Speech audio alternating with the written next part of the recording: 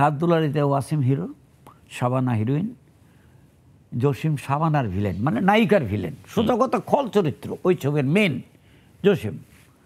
তো বেঙ্গল স্টুডিওতে শুটিং, যাযাবর মেয়ে রাজদরবারে এসে নাচবে, একটি রাজকুমারের সাথে তার প্রেম হয়, একটা মানুষের সাথে প্রেম হয় জানে না, যখন রাজদরবারে ওই রাজকুমারের জন্মদিনে নাচতে আসে দেখে সেটাই রাজকুমার, তার প্রেমিক।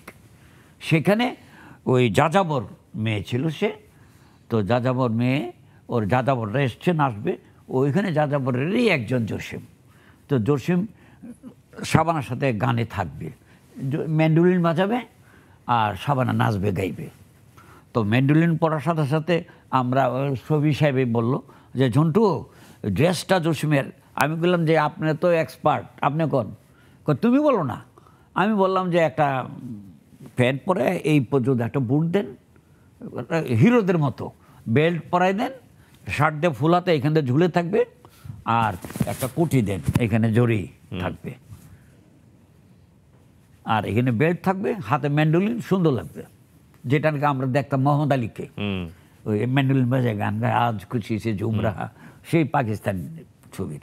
তো ওইরকম একটা গেট আপ দিলাম।